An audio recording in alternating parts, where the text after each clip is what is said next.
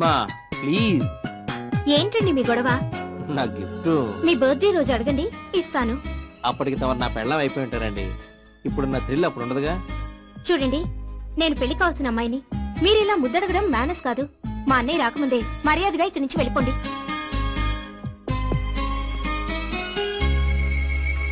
నిన్ను చెప్తాను. ఆగు. ఎక్కడికి వెళ్తావు? అడగగానే ముద్దిచ్చుంటే వ్యవహారం ఇంత దాకా వచ్చేది కాదుగా. ఇంతవరకు రావాలని అడగగానే ముద్దివ్వలేదు. దొంగ.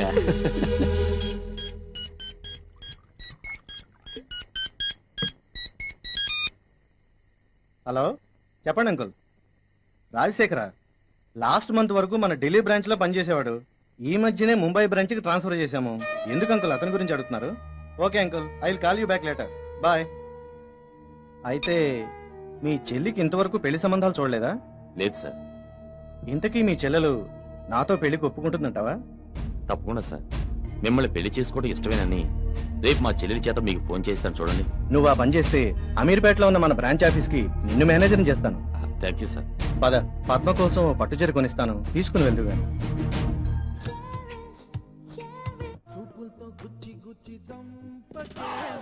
ఏంట్రా ఏ టైంలో వచ్చావు? కొంపలో మనశ్శాంతి లేక. ఏం జరిగింది? పద్మకు నిన్ను చేసుకోవడం ఇష్టం లేదంట. నాతో చెప్పడానికి భయపడి ఇన్నాళ్ళు కాముగా ఉండి మా బాస్ కొడుకు రాహుల్ ప్రేమిస్తున్నట్టు ఇప్పుడు చెప్తోంది. వాడికి కూడా పద్మ అంటే ఇష్టమే అంట. నేను ఎంత చెప్పినా అది వింటలేదు. ఇన్నాళ్ళు ఏం కావాలన్నా తినాలన్నా డబ్బు లేక ఊరుకునేది. రాహుల్ చేసుకుంటే సుఖపడి చస్తుందని నేను కూడా ఎక్కువగా బలవంతం చేయకుండా వచ్చేసాను. నీ చెల్లెలు అంతగా అతన్ని ఇష్టపడుతుంటే అతనికి ఇచ్చి పెళ్లి చేయి. నాకెందుకు చెప్పడం? నీకే తక్కువ. అది కాకపోతే దేశంలో ఇంకెవరు లేరే ఏంటి? నువ్వు సరే అంటే మా బంధువులమ్మాయి ఉంది, చూస్తానంటే చెప్పు, రేపే వెళ్దాం. అక్కర్లేదు, నాకు నిద్ర వస్తుంది. తమరు వెళ్తే నేను పడుకుంటాను. రే రఘు, నేనేదో డ్రామా ఆడుతున్నావు, నువ్వు ఫీల్ అవుతున్నావు. ఇందులో నా ప్రమేయం ఏమీ లేదు. నువ్వు నమ్మితే నమ్ము, లేకపోతే లేదు.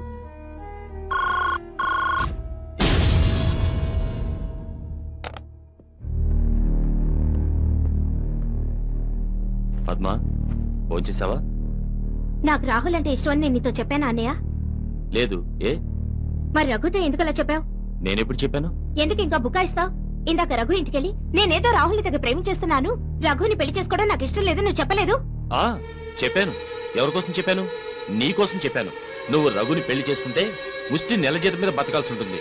అదే రాహుల్ చేసుకుంటే కోట్ల ఆస్తి నీ సొంతం అవుతుంది. అప్పుడు నువ్వు రోజు పీకల దాకా తాగి పడుకోవచ్చు కదూ. ఏంటి ఏం మాట్లాడుతున్నావు? పిచ్చి పిచ్చిగా ఉందా? నాకు కాదు పిచ్చి, నీకు పట్టింది డబ్బు పిచ్చి. అతగాడు నీ సరదాలకి తాగుళ్ళకి డబ్బులిస్తున్నాడని నన్ను వాడికిచ్చి కట్టబెట్టాలనుకుంటున్నావు. నువ్వేమనుకున్నా సరే, నేను రాహుల్కి మాటిచ్చాను. నీ పెళ్లి రాహుల్తోనే జరుగుతుంది, గుర్తుపెట్టుకో. నేను చావనైనా చేస్తాను గాని వాణ్ణి మటుకు చచ్చినా పెళ్లి చేసుకుని. నువ్వు రాహుల్ని పెళ్లి చేసుకుంటే నా ఇంట్లో ఉండు, లేకపోతే అక్కర్లేదు.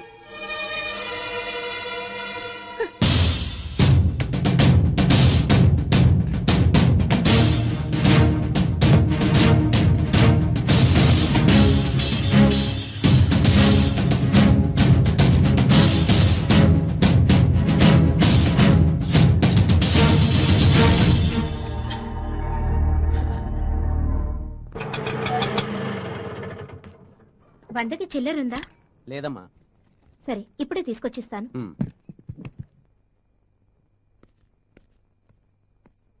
రఘు, 10 రూపాయలుంటే ఇవ్వు, ఆటోకి ఇవ్వాలి. ఏమైంది పద్మ? తర్వాత చెప్తాను గానీ ముందు 10 రూపాయలు ఇవ్వు. ఇదిగో. నువ్వు భోంచేసావా? నాకైతే ఆకలి దంచేస్తోంది బాబు. అది కాదు పద్మ, నువ్వు ఇక్కడికి వస్తున్నట్టు మీ అన్నయ్య చెప్పావా? చెప్పాల్సిన అవసరం లేదు గాని బియ్యం కందిపప్పు ఎక్కడ పెట్టారో చెప్పండి, అరగంటలో వంట చేసేస్తాను. పద్మ, నువ్వు ఆ రాహుల్ని పెళ్లి చేసుకుంటే సుఖపడతావేమో ఆలోచించు. ఏంటి సార్, తమరు ఇంకో అమ్మాయిని ఏమైనా చూసుకున్నారా ఏంటి? ఎందుకు వచ్చింది అనుమానం? లేకపోతే వాణ్ణి పెళ్లి చేసుకోమని మీరు సలహా ఇవ్వడం ఏంటి? మీ బాగా కోరి చెప్తున్నావు అండి. మీ కన్సర్న్ కి చాలా థ్యాంక్స్. మేము ఎవరిని పెళ్లి చేసుకుంటే సుఖపడతామో మాకు బాగా తెలుసు. మీ బోడి సలహా ఎవరికి అక్కర్లేదు. మొండిదానివి, నిన్ను మాత్రం ఎవరి తరం కాదు. నా జాతక ప్రకారం నా పెళ్ళో తలమాసి నోటితో జరుగుతుందని రాసి పెట్టిందట. ఏం చేస్తాం? నిన్ను. అవును, ప్రతి విషయాన్ని సరదాగా తీసుకుంటావు. నువ్వు దేనికి బాధపడవా? ఎందుకు బాధపడాలి? మనం ఎన్నాళ్ళు బతుకుతామో మనకే తెలీదు. ఉన్నన్నాళ్ళు సరదాగా ఉండాలన్నదే నా పాలసీ. నేను నిన్ను పెళ్లి చేసుకోనంటే కూడా బాధపడవా? బాధపడతాను, ఎందుకంటే నువ్వంటే నాకు చాలా ఇష్టం. రఘు, రేపు పొద్దున్నే ఏదైనా గుళ్ళో పెళ్లి చేసుకుందామా?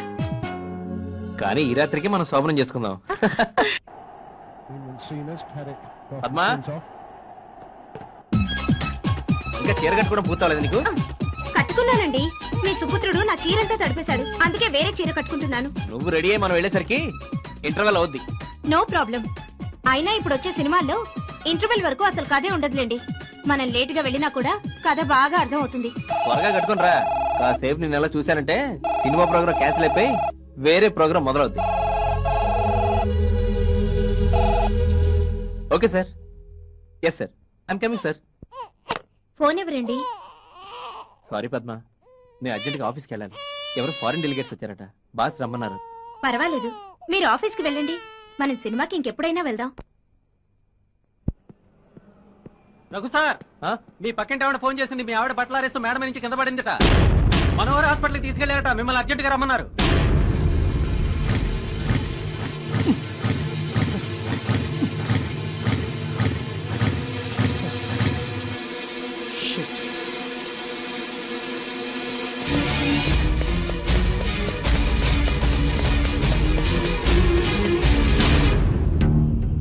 ఎక్కడికి వెళ్ళావు? నేను వచ్చి గంట సేపు అవుతుంది. మధ్యాహ్నం రఘు భార్య మేడ మీద నుండి కింద పడింది. పాపం తలకు దెబ్బ తగిలి రక్తం కారుతుంటే నేను సర్లా హాస్పిటల్కి తీసుకెళ్ళాం. రఘు వచ్చే వరకు ఉండి ఇప్పుడే ఇంటికి వస్తున్నాం. అది సరే, పని మనిషి వాడు కూడా పనిలోకి రాలేదు కదా. మరి నేను వెళ్ళి విషయం ఏమిటో కనుక్కురానా? మీరెందుకు వెళ్ళడం? డబ్బు అవసరం అయితే అదే వస్తుందిలే.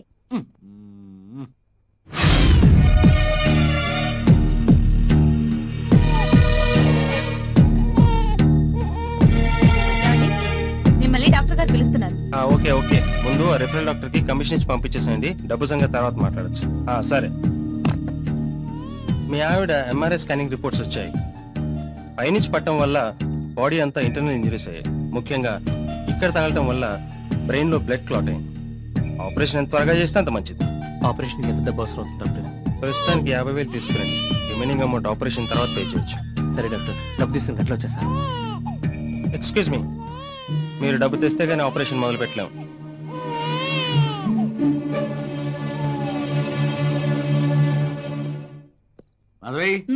లోపల పెట్టు. ఎక్కడివి? ఆ మస్తాన్ వలి మనకి ఇవ్వాల్సిన అసలు వడ్డీ మొత్తం కలిపించాడావమ్మా. వీడెవడరా ఇప్పుడు వచ్చాడు? ఏమిటి రఘు, మీ ఆవిడికి ఎలా ఉంది? సీరియస్ గా ఉందండి. ఆపరేషన్ చేయాలంటున్నారు. 50,000 అర్జెంట్ గా కావాలి. మీ దగ్గర ఏమైనా అడ్జస్ట్ అవుతాయా? అయ్యో, ఇంట్లో పైసా కూడా లేదే. పొద్దున్నే 2,000 ఉంటే పని మనిషి వచ్చి వాళ్ళ అబ్బాయికి బాగా లేదని తీసుకెళ్ళిందయ్యా. రేపు పొద్దున్నే నా బైక్ అమ్మేసైనా ఇస్తాను. కనీసం 5,000 ఉంటే ఇవ్వండి. ఏంటి రఘు నువ్వు అనేది? అంటే నా దగ్గర డబ్బులు ఉండి కూడా ఇవ్వడం లేదనే? అది కాదండి, మీ దగ్గర ఎమర్జెన్సీ కోసం పెట్టుకున్న డబ్బు ఏమైనా ఉందేమోనని. మా ఆవిడ దొట్టయ్యా, పైసా కూడా లేదు.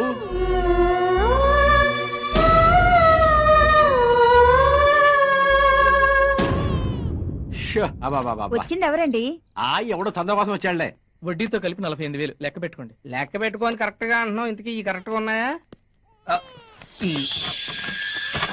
నువ్వు ఎక్కడే ఉన్నావు? అరే, మీ ఆవిడకి ఎలా ఉందిరా? Doctor operation చేయాలంటున్నారా? 50,000 దాకా కావాలట. మరి డబ్బు అడ్జస్ట్ అయిందా? నీ దగ్గర ఏమైనా అడ్జస్ట్ అవుతుందేమో వచ్చాను. చూడరా ప్లీజ్. 50,000? అబ్బే, 50,000 అని కాదురా, నీ దగ్గర ఎంత ఉంటుంది? నా దగ్గర ఎంత ఉంటుందిరా? 400-500 కూడా లేవురా. ఎలాగైనా చూడరా, 2-3 రోజులు ఇచ్చేస్తాను. అదేంట్రా అలా అంటావు? నా దగ్గర ఉంచుకొని కూడా నీకు ఇవ్వకుండా దాచుకున్నా అనుకుంటున్నావా? ఒక్క నిమిషం రా, మా ఫ్రెండ్ ఉన్నాడు, వాడి దగ్గర దొరుకుతాయని కనుక్కుంటాను. ఏమండి రత్న గారు, మీ దగ్గర 50,000 దొరుకుతాయా? 5 రూపాయలు ఉంటే పర్లేదు. అయ్యో లేవు భయ్యా. లేదా? ఓహో, అయ్యగారు అడిగినట్టున్నారు. రే, ఎందుకైనా మంచిది చందుగాడిని అడుగు, వాడైతే గ్యారెంటీగా ఎవడో. థ్యాంక్స్ రా నాగరాజు చెప్పినందుకు. నేను చాలా ఇంపార్టెంట్ పనిలో ఉన్నాను, నీకు తర్వాత చేస్తాను. Okay bye.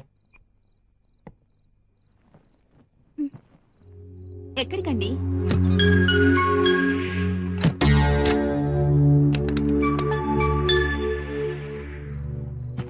అమ్మయ్యా, ఎందుకు బయట తాళం వేసి వచ్చారు? మా ఫ్రెండ్ వాళ్ళ మిస్సెస్ హాస్పిటల్లో ఉంది. వాడు వచ్చి నన్ను డబ్బులు అడుగుతాడేమోనని. ఎవరు? రఘు అంటారా ఆయన? పాపం చాలా సార్లు మీకు నా ముందే డబ్బులు ఇచ్చాడు, ఇవ్వొచ్చుగా. నా దగ్గర ఎక్కడున్నాయి? పొద్దున్నగా బ్యాంకులో నుండి 40,000 డ్రా చేశారు. అదా, ఆ డబ్బులు నా గర్ల్ ఫ్రెండ్ నళినికి గిఫ్ట్ కొనిద్దామని. ఎవరికి? నాకేనా? నీకు కాకపోతే ఎవరికి కొంటానని నా మిడ్ నైట్ మసాలా.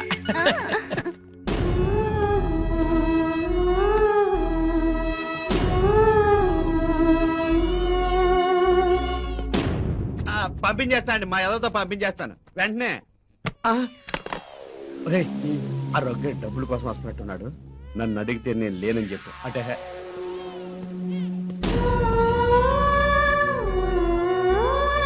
మీ సేట్లేడా? లేడు. ఎప్పుడొస్తాడు? తెలీదు.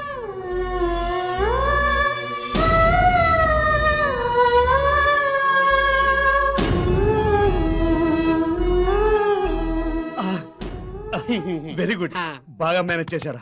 ఎల్లో కేజీ బెల్లముకు తిను. 2 కేజీలు తింటాను. తినే. గంటలో వస్తానని ఇంకా ఇక్కడే ఉన్నారేంటండి? ఓ, డబ్బు అడ్జస్ట్ కాలేదా? చూడండి, ఆపరేషన్ వెంటనే చేయాలి. తర్వాత పేషెంట్కి ఏమైనా అయితే మాత్రం మమ్మల్ని మీరు బ్లేమ్ చేయొద్దు. దేవుడి మీద భారం వేసి కూర్చోండి, ఆయనే వచ్చి కాపాడతాడు.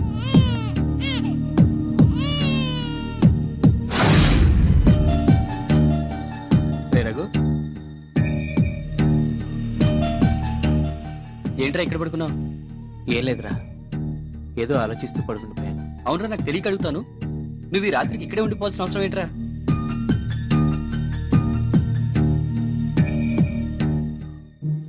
రే, ఇలా అంటున్నానని మరోలా అనుకోవద్దు. నువ్వంటే రెండో పెళ్లివాడివి, కానీ తను ఎన్నో కోరికలతో నిన్ను పెళ్లి చేసుకుని ఉంటుంది. అదేం పట్టించుకోకుండా తన మానం తను వదిలేసి నువ్వు ఇలా తిరుగుతూ ఉంటే ఏదో ఒక రోజు తన దారి తను చూసుకుంటుందిరా. పరిస్థితి అంతవరకు రాకుండా జాగ్రత్త పడడం మంచిది, లేకపోతే నీ పరువు రోడ్డున పడడం గ్యారంటీ. ఏమండి, అటు సైడ్ 2 అమ్మాయిలు వెళ్ళారు, చూసారా? చూశాను గానీ వాళ్ళు అమ్మాయిలు అబ్బాయిలో తెలియట్లేదండి. అదేంటి, అమ్మాయిలో అబ్బాయిలో ఆ మాత్రం తేడా తెలియదా? ఎలా తెలుస్తుందండి? వాళ్ళ ఒంటిలో బట్టలు ఉన్నాయి. రేయ్, పోలీసోడితో ఎటకారాలొద్దు, ఎన్కౌంటర్ అయిపోతావు.